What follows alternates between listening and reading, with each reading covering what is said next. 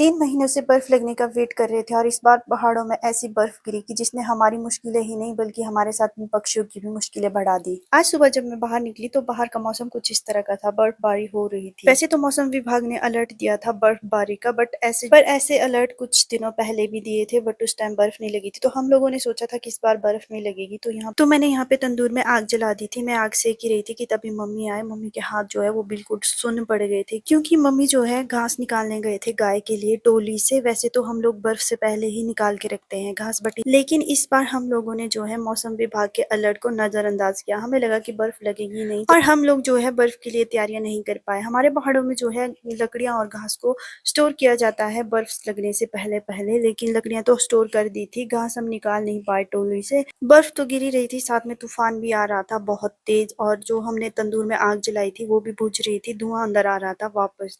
तो मैं यहाँ पे लग गई थी रोटियां बनाने, लंच की तैयारी करने। तो मैं यहाँ पे रोटियां बना रही थी और बाकी लोग जो है तंदूर के पास बैठ के लंच का आनंद ले रहे थे। सबको लंच कराने के बाद मैं और मम्मी भी लंच करने लग गए थे। लंच करके जैसे ही फ्री हुए वैसे ही चुटकू एक चिड़िया को लेके आया जो कि घायल हुई थी। इसका जो है पंख टूटा हुआ था। इसको लगा कि ये बर्फ की वजह से, ठंड की वजह से बेहोश होके गिरी, लेकिन इसका जो है पंख टूटा हुआ था जिससे कि खून निकल रहा था।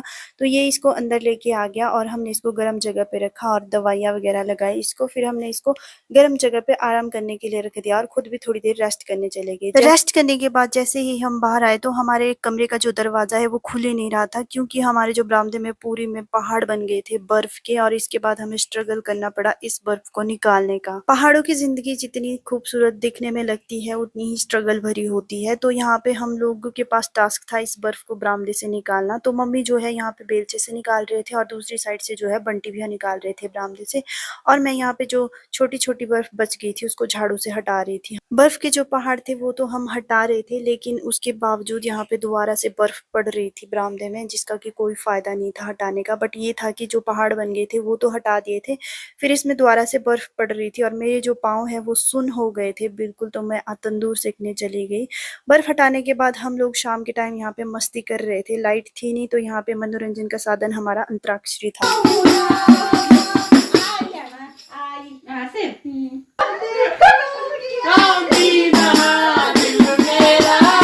तो अंताक्षरी खेल के हम लोगों ने टाइम पास किया। लाइट चली गई थी तो हमने यहाँ पे टॉर्च लाइट डिनर किया। डिनर के लिए मम्मी ने फोन किया तो हमने खुद भी डिनर किया और चिड़िया को भी डिनर करवाया। दिन से इसने कुछ भी नहीं खाया था, लेकिन शाम के टाइम पे ये दाना खाने लग गई थी और पानी वगैरह भी मैंने इसको दिया।